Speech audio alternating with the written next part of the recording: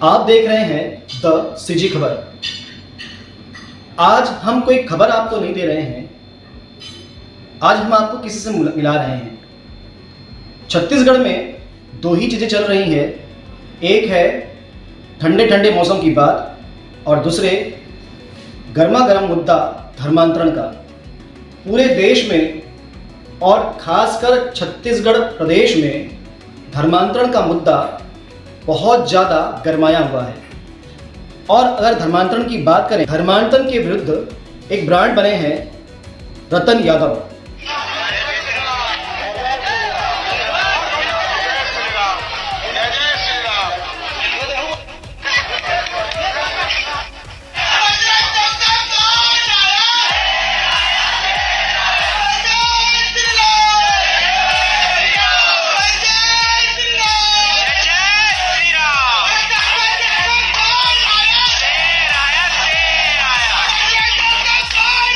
रतन यादव कौन है, क्या सोच है और क्या ज़मीन पर कुछ काम हो रहा है या केवल धर्मांतरण का मुद्दा बनाकर अपने आप को प्रमोट किया जा रहा है, हम इनसे आज गहन बात करेंगे। तो आइए मिलते हैं रतन यादव से। नमस्कार नमस्कार नमस्कार, बैठिए बैठिए। द सीजी खबर में आपका स्वागत है। आप लोगों को भी बहुत बहुत बधाई। द सीजी खबर आपने जो अभी प्रारंभ किया उसके लिए मेरे ओर से बहुत बहुत शुभकामनाएं। धन्यवाद। रतन यादव जी, अगर धर्मांतरण की बात आती है तो अगर कोई चेहरा धर्मांतरण के विरुद्ध दिखाई देता है तो वो चेहरा आपका है। आप बजरंग दल में हैं, आपने बजरंग दल में बहुत काम किया हुआ है, तो ऐसा क्या कारण है कि आप ही दिखते हैं, बजरंग दल नहीं दिखता, आप दिखते हैं, क्या कारण है? ऐसा नहीं है, मैं बजरंग दल के सभी मेरे कार्यकर्ता छत्तीसगढ़ के इस पूरे मिशन में लगे हुए हैं और ख़ास तौर पे दुर्ग भिलाई में मेरे साथ महिला जो दबंग हमारी बहन है ज्योति शर्मा, वो है साथ में रवि निगम है, विभाग के संयोजक हैं बजरंग दल के, और भी मेरे भाई लोग हैं जो सब लगे हुए हैं। ऐसा नहीं है कि सिर्फ मैं ही दिख रहा हूँ। मैं तो एक चीज़ कहता हूँ कि जो ज़मीन पे काम करता है वही दिखेगा। ये दायित्व का जो मैटर है ना, वो कोई विषय नहीं रखता है। और आजकल लोग उलझाने का प्रयास करते हैं कि आप फलाने दायित्व में हैं, ये फलाना ठिकाने, सब फालतू बात समझता हूँ मैं। आप अपने कर्म से अपने दायित्व को बनाएंगे। आप अगर अच्छे कार्य करेंगे तो दायित्व आपके पीछे आएगा। तो मैं अपने सभी कार्यकर्ताओं को मेरा सीधा संदेश देता हूँ कि दायित्व के लोभ, ये सब चीज़ों में अपने आप का समय खराब करने के बजाय अपने कर्मों पर ध्यान दो और जो कार्य हमें करना है, जो हिंदुत्व के लिए हम आए, उसको हमको करना होगा, हर हाल में करना होगा। और धर्मांतरण जहाँ तक की बात है, ये छत्तीसगढ़ का बहुत बड़ा मुद्दा है और हमको सिर्फ मुद्दा तक और किसी का उपयोग होकर रहने वाले लोग नहीं हैं हम लोग। मेरी टीम छत्तीसगढ़ में बहुत बड़ी है, विशाल है और ये बताना मेरे लिए मुश्किल होगा कि मैं कोई संख्या के तौर पे बताऊं, लेकिन जहां जाऊंगा वहां पर मेरे साथ धर्मांतरण के विरुद्ध लड़ने वाले हिंदू जितने वीर योद्धा भाई हैं, आज मेरे साथ सभी खड़े हैं। और रही बात बजरंग दल की, तो बजरंग दल के सभी कार्यकर्ता इस कार्य में लगे हुए हैं। ऐसा नहीं है कि बजरंग दल के लोग नहीं हैं, सिर्फ रतन यादव है, ऐसा कोई भी बात मिथ्या समझता हूँ। अभी हाल ही में नारायणपुर में एक घटना हुई, इसके अलावा और बहुत सारी घटनाएं होती रहती है, पर अभी जब सरकार कांग्रेस की है तब ही ये सारे विषय सामने खुल के आ रहे हैं। इसके पूर्व भारतीय जनता पार्टी की सरकार थी जो कहीं ना कहीं आपके एक भातृ संगठन के नाम से जानते हैं जिसको, तो उस समय ये सारे विषय इतने उभर के क्यों नहीं आ रहे थे? अभी ये सारे विषय उभर के क्यों आ रहे हैं?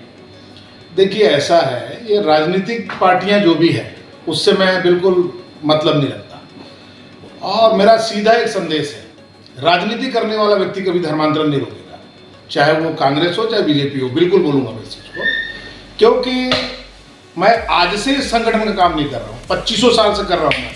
उस समय तक के सत्ता में बीजेपी थी तो क्या धर्मांतरण नहीं हो रहा था? उस समय भी हो रहा था, लेकिन क्या होता है कि कार्रवाई जो है वो उचित होनी चाहिए और सही होनी चाहिए।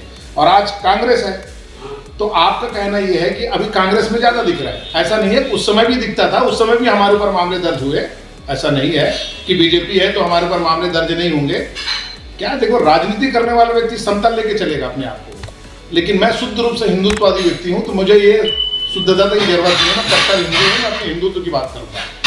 रही बात मेरे धर्म के लोगों को बरगलाना, फुसलाना, भड़काना, ये जो भी चल रहा है उसी का नतीजा है ये नारायणपुर। बहुत पहले से मैं बता रहा हूँ, कई मंच पर भी बोला मैंने कि समाज में टकराव की स्थिति बन रही है। ये जा करके हम बोलते हैं कि हम ये करेंगे, हम वो करेंगे, ये सब फालतू बात है।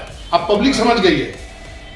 धर्मांतरण को रोकना है तो समाज को आगे आना होगा, ये मैं पहले से बोल रहा हूं, और आज समाज आगे आया, जिसका परिणाम आप नारायणपुर में देखे हो। यहां पर कोई राजनीतिक पार्टी, कोई हिंदुवादी संगठन नहीं है ना। शुद्ध रूप से आदिवासी जो हैं वो हमारे भाई अपने आप को, अपने संस्कृति को बचाने के लिए उन लोगों ने ये जो किया है वो उसके लिए किया है। लेकिन पहले मिशनरी लोग, जो कन्वर्टेड लोग थे, उन लोगों ने जो हरकत किया उसके जवाब में ये लोगों ने किया। मैं इसकी निंदा करता हूं। इस प्रकार से नहीं होना चाहिए कि पुलिस अधिकारी के ऊपर चोट आना, ये सब तो ठीक बात नहीं, क्योंकि कहीं न कहीं वो हमारी रक्षा के लिए है। हमें को उनको चोट नहीं पहुंचाना है। जो धर्म पे आघात करता है उसके खिलाफ हमको खड़े होना है। अगर कार्रवाई समय पूर्ण हो जाती, समय से पहले हो जाती, तो मुझे नहीं लगता कि नारायणपुर वाली घटना होती। लगातार जगह जगह हम जा करके चिल्ला चिल्ला के बोल रहे हैं, मिशनरियों को आगाह कर रहे हैं, लेकिन ये लोग जानबूझ के झूठ, छल, कपट ऐसा बोल करके ये प्रशासन को भी गुमराह करते हैं और लोगों को भी गुमराह करते हैं। ये लोग सीधा बोलते हैं कि हम धर्मांतरण नहीं कर रहे, सिद्ध करके बताओ। अरे भाई, जिसको आपने कन्वर्टेड करके रखा है उसका आप बयान मांगोगे तो वो तो बोलेगा ना मैं तो इस हिंदू हूँ। वो कभी नहीं बताएगा कि मैं कन्वर्टेड हूँ करके, क्योंकि उसको मालूम है अगर मैं बताऊंगा तो मेरे पर कार्रवाई होगी। तो भैया, कानून की बारीकियों का ये जो मिशनरी है ये फायदा उठा रहे हैं, और उसको रोकने के लिए थोड़ा सा सख्त होने की आवश्यकता है। जो अभी समाज दिख रहा है, मुझे ऐसा लगता है कि अगर ये मिशनरी लोग अपनी हरकत से बाज नहीं आए तो इस प्रकार का परिणाम उनको और भी आगे देखने मिल सकता है। ये बात तो सही है कि छत्तीसगढ़ में धर्मांतरण बहुत बड़े पैमाने पर हो रहा है। जितने धर्माचार्य, कथावाचक, प्रदीप शर्मा जी भी आए थे, प्रदीप मिश्रा जी भी, उन्होंने और सभी ने लगभग कहा है कि छत्तीसगढ़ में धर्मांतरण बहुत बड़े पैमाने पर हो रहा है। यहाँ पर छत्तीसगढ़ में हिंदूवादी संगठन काफ़ी समय से काम कर रहे हैं। तो क्या कारण है कि ये धर्मांतरण करने वाली संस्थाएं इतनी मजबूत होते जा रही है और धर्मांतरण नहीं रुक रहा है, कम भी नहीं हो पा रहा? क्या कारण है? मैं एक बहुत कड़वा सत्य बोलने जा रहा हूँ। हम हिंदुओं में सबसे बड़ी दिक्कत की बात यही है कि हम संगठित हो नहीं पा रहे हैं। आज मुसलमान और क्रिश्चियन से उतना खतरा नहीं जितना हिंदुओं से आज खतरा है हमसे। तो कहीं ना कहीं हमको काम करने से भी रोका जाता है, लेकिन हर कोई तो रतन यादव नहीं है जो लड़ के आगे लड़ाई लड़ेगा। मैं ये कहना चाहता हूं कि इस लड़ाई को लड़ने के लिए हम सबको एक मंच पर आना पड़ेगा। इसलिए मैंने एक संगठन तैयार किया है। संगठन मतलब क्या, मैंने कोई रजिस्टर्ड नहीं किया, मैंने कुछ ऐसा कोई नया कोई संगठन नहीं बनाया। चूंकि बजरंग दल मेरा मूल संगठन है और विश्व हिंदू परिषद का मैं आज से नहीं 25 साल से मैं कार्यकर्ता के रूप में काम कर रहा हूं। तो मैंने सारी परिस्थितियों को ध्यान के लिए, हिंदुओं को एक मंच पे लाने के लिए मैंने एक हिंदू एक मंच पर ऐसा मैंने तैयार करके एक मंच बनाया, जिसमें विश्व हिंदू परिषद, बजरंग दल, हिंदू क्रांति दल, सनातन क्षेत्रीय मंच, तमाम प्रकार के हिंदूवादी संगठन जो अपने आप को हिंदू समझते हैं और कहीं उनको दिक्कत लगता है तो इस मंच पर आकर के अपनी बात रख के सरकार तक पहुंचा सकते हैं। हमने पहले भी पहुंचाया है। लाउड स्पीकर के लिए हमने ही मामला उठाया था हिंदू एक मंच पर, अभी 6 महीने पहले की बात है। और इसी मंच को लेकर के आज हम जगह जगह धर्मांतरण को लेकर के आज लड़ रहे हैं। धर्मांतरण की लड़ाई किसी से छुपा नहीं है। ये मिशनरी लोग, ज्योति शर्मा, रतन यादव और मेरी पूरी टीम को रोकने के लिए साम दाम दंड भेद सब कर रहे हैं। उसके बावजूद भी हम लोग काम कर रहे हैं, क्योंकि हमको अपने ऊपर कॉन्फिडेंस है और अपने समाज और अपने हिंदू भाई जो जितने मेरे वीर योद्धा भाई हैं उन सब पे मैं भरोसा करता हूँ कि एन वक्त चाहे कुछ भी हो जाए ये सब हमारे साथ ही खड़े हैं। क्योंकि जिसको धर्मांतरण से तकलीफ है वो चुप बैठने वाला नहीं, वो विरोध करेगा ही। और रही बात राजनीतिक पार्टियां का, इसमें ज़्यादा मैं बोलना नहीं चाहूँगा। राजनीतिक पार्टियां अपने हिसाब से वो काम कर रहे हैं और हम हिंदूवादी संगठन के लोग हैं, हम अपने हिसाब से काम कर रहे हैं। कहीं कोई दिक्कत नहीं इसमें। अभी कल या परसों में ही मिशनरीज के कुछ कार्यकर्ताओं ने एक प्रेस कॉन्फ्रेंस की थी और आपके बारे में बहुत गंभीर आरोप उन्होंने लगाए थे और आपके साथ साथ वो आरोप उन्होंने प्रशासन पर भी लगाए थे कि प्रशासन आपकी गिरफ्तारी के लिए कुछ नहीं कर रहा। वो क्या मुद्दे थे और इस बात में कितनी क्या सच्चाई है? देखिए, मैंने कहा ना, ये मिशनरी झूठ, छल कपट यही बात करते हैं लोग। भाई, अगर मेरे खिलाफ में कोई मामला है या कोई अपराध दर्ज है और कोई मैं उसमें सत्यता अगर पाया गया तो मुझे प्रशासन गिरफ्तार कर देगी, कहीं कोई दिक्कत नहीं। लेकिन आप झूठ बोलोगे कि रतन यादव ने गला काटने की बात किया, मैंने कहाँ किया? ऐसा तो मैंने नहीं कहा। मेरे हिंदू धर्म को आप अगर वहाँ के जो रहने वाले लोग हैं, हिंदू समाज की जो मेरे बहन भाई बेटी जो मेरी माँ है, अगर उन बच्चों के साथ, आर्थिक रूप से कमजोर लोगों के साथ अगर आप छल कपट करोगे तो उनको बचाने के लिए मुझे साम दाम दंड भेद मुझे भी करना आता है। ये साइलेंट किलर है, मिशनरी साइलेंट किलर है। और ये लोग बहुत अच्छा बन के हम लोगों को, ये लोग ये सोचते हैं कि हम गुंडे हैं। हम गुंडे नहीं हैं, हम अपने धर्म के रक्षक हैं, हम गुंडे नहीं हैं। लेकिन ये लोग हमको गुंडा बनाने में आतुर रहते हैं। ये बोलते हैं कि 6 FIR दर्ज है, फलाना है, ठिकाना। अरे भाई, FIR दर्ज है, जाके जमानत भी लिया हम लोगों ने। बार बार प्रशासन को नपुंसक कहना, सरकार को गाली देना, इन लोगों का फितरत है। ये सब वोट बैंक की राजनीति करते हैं, ये दबाव बनाने का प्रयास करते हैं कि हम फलाने इतने % है तो हम लोग अगर ऐसा बोलेंगे तो सरकार दबाव में आएगी कि उल्टा सीधा कार्रवाई कर देगी। अरे भाई, कार्रवाई हलवा है क्या? कार्रवाई हो जाएगी।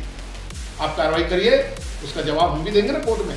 हमको भी पता है कैसे जवाब देना है आपको। लेकिन बेवजह का आरोप लगाना, बेवजह का, कि रतन यादव, अब भाई कहीं पर चर्च में उनका भगवान की मूर्ति टूट गई या कुछ किसी ने किया होगा, जो भी किया होगा, वहां पर उस क्षेत्र में मेरी गाड़ी देखी गई घटनास्थल के दिन, ऐसा बोल के आरोप लगाना ये सरासर गलत है। इनके ऊपर मैं मानहानि का केस भी ठोकने वाला हूं।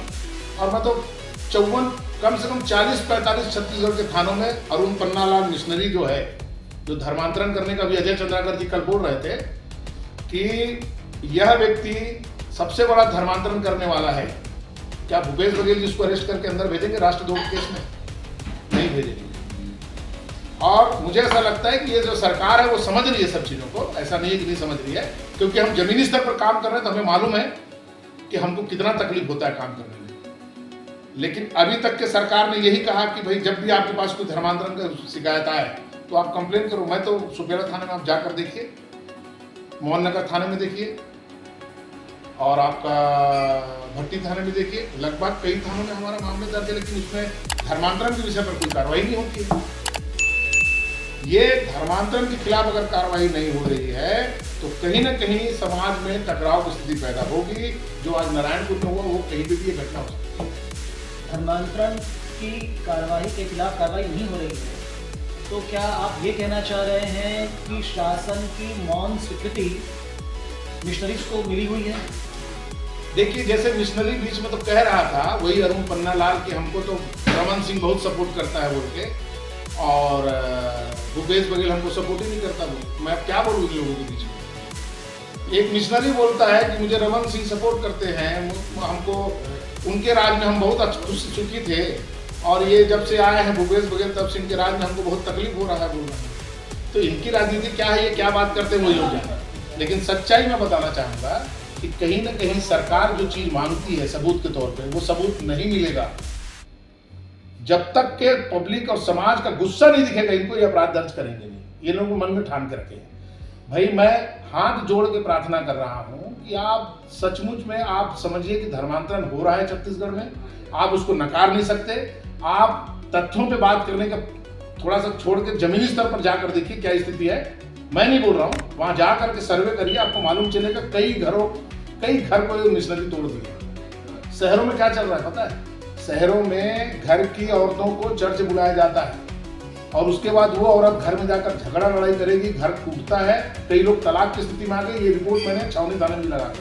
कई जगह ऐसे मामले हैं। और ये अरुण पन्नालाल मिशनरी के लोग, रतन यादव, ज्योति शर्मा जैसे लोग ना आए धर्मांतरण को रोकने के लिए करके ये साम दाम दंड भेद कुछ भी आरोप प्रत्यारोप लगाते रहते। आज उसके बावजूद भी हम लोग घूम रहे हैं बढ़िया फर्स्ट क्लास।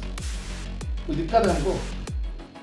तो समाज जानता है कि कौन गलत है कौन सही है, और प्रशासन भी काम कर रहा है, फेलवर में प्रशासन भी देख रहा है सब चीज़ों को। मेरे बोलने से या आपके बोलने से वो कुछ होना जाना नहीं है। जो सत्य होगा उस पर कार्रवाई प्रशासन करेगी। हम तैयार हैं हर चीज़ों के लिए, कहीं कोई दिक्कत नहीं। आपने कहा कि बड़ी संख्या में माताएं बहनें मिशनरीज में जा रही हैं, चर्च में जा रही हैं, तो हिंदू समाज क्यों इतना ज़्यादा उनके प्रति प्रभावित हो जा रहा है? हिंदू समाज में तो बहुत सारे देवी देवता हैं, तो फिर वो क्यों चले जा रहे हैं? क्या कारण, क्या समझ में आता है? कुछ प्रलोभन है, क्या चीज़ है? देखिए, ये मैंने कहा ना, झूठ छल कपट की मिशनरी चला रहे हैं। और मैंने पहले भी कहा कि मेरे आदिवासी भाई सब भोले भाले हैं। वैसे ही शहर क्षेत्र में रहने वाले जो परिवार है, आर्थिक रूप से कमजोर, बहुत से ऐसे हैं जो अनपढ़ हैं, जो पढ़े लिखे नहीं हैं, नॉलेज की थोड़ी कमी है, ऐसे लोगों के लोग टारगेट करते हैं। जैसे आजकल आप देखना, मिशनरी लोग ना आजकल भगवा वस्त्र डालकर तो भी घूमने लग गए हैं, मतलब भ्रमित करते हैं लोग।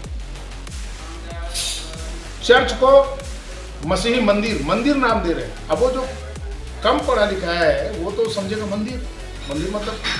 उसके अलावा ये जो भ्रामिक प्रचार कर रहे हो तो अलग है, साथ में ये लोग बीमारी ठीक होने का भी बात करते हैं।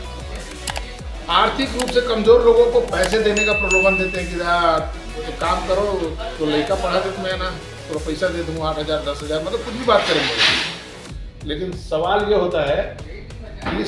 होता है कि अगर ये ऐसी बात कर रहे हैं मिशनरी, मैं ये चाहता हूँ मेरे जो लोग हैं, जो भाई जो भटक रहे हैं इसमें, उनको ये लोग एक और चीज़ से भटकाते हैं। मैं बता रहा हूँ उसको वो ये है कि जैसे तबीयत खराब हो गई, कैंसर हो गया, तो वो ये कहते हैं कि आप यीशु का प्रार्थना करो, ये कैंसर आपका 1 महीने के अंदर खत्म हो जाएगा। और उसी पोजीशन पर वो जाता है इलाज कराने के नाम की जगह पर चर्च पे जाता है वो, और चर्च में उसका जो भी हालेलुया करके जो भी वो लोग मंत्र फूंकते होंगे, उससे कुछ होना जाना तो नहीं। मैं आप और मैं जानते हैं, अंधविश्वास फैला रहे हैं सीधा लोग। लेकिन सच्चाई यही है कि ये लोग एक छोटे से कालपुल टेबलेट जो दर्द निवारक पैरासीटामॉल होता है, जो पेन किलर जो होता है, उसको लोग डाल के देते हैं, दर्द कम हो गया तो हाँ इससे थोड़ा राहत मिला, ऐसा उनको एहसास होता है। कई बार छोटे बच्चे फीवर आ जाता है, ऐसा सादा पानी देंगे अपने भगवान का नाम लेके, हाँ आपका भगवान है ना, ये दुर्गा माँ शंकर भगवान के नाम से हम दे रहे हैं, इस पानी को पिलाइए, उससे कुछ होना जाना नहीं है, क्योंकि वो सादा पानी है। और वहीं पर फिर वो उसी पानी में वो पैरासीटामॉल को डाल के देता है, पिलाता है, फिर बोलता है जय यीशु बोलो और इसको पी के देखो, उसमें असर दिखेगा आपको। तो आपको मालूम है दवाई अपना असर आधे घंटे में दिखाएगा। इस प्रकार के लोगों को भ्रमित करना और चर्च को मंदिर का नाम देना, वस्त्रों में भी कई बदलाव कर दिए इन लोगों ने, भगवा वस्त्र डालना शुरू कर दिया, ये जो चल रहा है भ्रमित रूप से प्रचार, इसका हम लोग विरोध करते हैं और हम लोग देख रहे हैं अपनी आंखों से, इसलिए हम बर्दाश्त नहीं कर पाते। इसलिए हम अपने घर का पैसा, हम अपने आप का पैसा लगा के समाज से कुछ हाथ जोड़ करके, समाज से सहयोग लेकर के हम अपने कार्य को आगे बढ़ाते हैं। और यह कार्य हम तब तक करते रहेंगे जब तक से धर्मांतरण मुक्त छत्तीसगढ़ हमारा पूरा नहीं होगा, और यह लड़ाई चलता रहेगा। ये कोई भी सरकार आ जाए, चाहे बीजेपी आ जाए, कांग्रेस आ जाए, ऐसा नहीं कि धर्मांतरण को अगर बीजेपी सरकार आ जाती है तो रोक देगा, ऐसा नहीं है। ये राजनीतिक पार्टियों से मैं उम्मीद नहीं करता। मुझे अपने हिंदू भाइयों से बहुत उम्मीद है, मैं हाथ जोड़ के प्रार्थना करता हूँ, राजनीतिक पार्टियों का भरोसा थोड़ा कम करो, अपने आप पर भरोसा रखना शुरू करो, तभी जाकर ये धर्मांतरण को हम रोक पाएंगे। ये मेरा सीधा वचन है, सीधा मेरा कथन है कि हमको धर्मांतरण रोकने के लिए खुद आगे आना पड़ेगा, समाज को आगे आने पड़ेगा, तब जाकर के हम यहाँ करेंगे। नहीं तो 1-2 लोग उपयोग करने वाले बहुत हैं इस दुनिया में, और ऐसे लोगों से हमको बचना है, चिन्हांकित करना है। बहुत सारी घटनाएं ऐसे देखने मिल चुकी है कि जो धर्मांतरण के खिलाफ काम करते हैं, उनके ऊपर कुछ हमले या किसी न किसी प्रकार का आघात किया जाता है। क्या आपको कभी ऐसा कुछ सामना करना पड़ा? देखिए, मैं हमले से तो नहीं डरता। जब ईश्वर ने मुझे लिख दिया है कि आपका फलाना डेट, फलाना समय आपको जाना है, तो मैं चला जाऊँगा। मुझे ये आज इंदिरा गांधी जी देखिए ना, चर्चा सुरक्षा गार्ड रहने के बावजूद वो निकल गई ना ऊपर, तो ये सुरक्षा ये सब फालतू चीज़ समझता हूँ मैं। ये जान है, जितने दिन मेरा रोजी रोटी यहाँ लिखा है मैं वो करूँगा, इसलिए मैं किसी की परवाह नहीं करता। मैं अपने मर्जी का मालिक हूँ और अपने दम पे काम करता हूँ, मुझे किसी का कोई परवाह नहीं रहता। मैं इतना जरूर जानता हूँ कि 2-4 लोग आएंगे तो मैं भीड़ लूँगा उससे अकेले, काफ़ी उन लोगों के लिए। लेकिन इस प्रकार की बातें तो आती हैं कि रतन यादव खुलेआम ऐसा बोलता है, ऐसा करता है, तो कुछ लोग बोलते हैं मुझे कैसा, तो मुझे अभी तक की तो फिलहाल किसी की हिम्मत नहीं है कि कोई धमकी दे दिया, और कोई जिसने दे दिया तो उसको डबल जवाब में देने को तैयार है, कहीं कोई दिक्कत नहीं। आपका एक बयान रोको, टोको और ठोको, ये बड़ा इसका विरोध होता है, तो आप ये ऐसा क्यों कहते हैं, क्या बात है? देखिए, मेरे धर्म के साथ आप आघात कर रहे हो, मैं कुछ ना बोलूँ, मैं चुपचाप देखते रहूँ। मैंने कभी ये नहीं कहा कि सीधा उनको मारो या सीधा उनको टोको करके मैंने कभी बुरा नहीं कहा। मैंने ये कहा कि अगर कोई ऐसा विधर्मी आता है तो उसको पहले रोको, उसके बाद उसका हाथ जोड़ के बोलो कि आपको नहीं करना है सब चीज़, आप जाइए यहाँ से। उसके बावजूद भी नहीं मानता है तो क्या है तीसरा ऑप्शन? तो भगवान से पूछो, भगवान ने भी फिर चलाया शस्त्र, तो फिर इंसान है। तो हमारा यही अभियान है, रोको टोको, नहीं तो फिर ठोको। अगर समझ में आ गया तो फिर दिक्कत नहीं है, और उसके बावजूद भी अगर नहीं समझता है वो, तो फिर ठोकना तो हमको आता है। तो हम हिंदू वीर भाइयों से हमने निवेदन किया है कि अपने धर्म को बचाने के लिए, बड़े बुजुर्गों ने भी कहा है, शास्त्रों में भी लिखा है, शस्त्र उठाना कोई बुरी बात नहीं है। और हम तो शस्त्र नहीं उठा रहे, हम तो हाथी उठा रहे ठोकने के लिए, कोई दिक्कत वाली बात नहीं उसमें। कभी आपने समझाइश वाली बात कभी रखी क्या उनके सामने कि भाई समझा कर देखते हैं, जो ऐसा धर्मांतरण वाला काम कर रहे हैं, ऐसे कुछ हुआ? मैंने कहा ना, रोको टोको ठोको। रोको का मतलब क्या हुआ, पहले समझाओ उनको, रोकना है। ऐसा कोई केस कि भाई आपके समझाने से बात बन गई या ना बनी, ऐसा कोई आपके सामने आया क्या? देखिए क्या होता है, पहले लोग ग्रामीण में जब जाते थे ना, तो गांव में भी क्या हो रहा है हमारे यहाँ, गांव में हमारी टीम है, वो गांव की पहरेदारी करते। जैसे कोई नया आदमी आता है तो थाने में देते हैं ना सूचना, तो ये लोगों को ऐसा लगता है कि जो पास्टर वास्टर जो ऐसा कपड़ा पहन के ऐसा लेके पुस्तक घूमते रहते अपने धर्म प्रचार के लिए, तो वो लोग अभी आजकल रोकना शुरू कर दिए। पूछते हैं भैया आपका क्या काम है यहाँ पर, कोई इस गाँव में क्या करने के लिए आया? बोले नहीं मैं अपना ऐसा, यहाँ तो कोई ईसाई रहता नहीं, तो आप हिंदुओं की बस्ती में क्या कर रहे हैं? वो रोकना होगा। उसके बावजूद भी वो नहीं मान रहा है, उसको हाथ पर जोड़ के बोलेंगे भैया देखो, नहीं तो यहाँ पर तुम्हारे ऊपर कुछ दिक्कत आ जाएगी, आप समझो बात को, आपको यहाँ से जाना पड़ेगा, ऐसा नहीं है।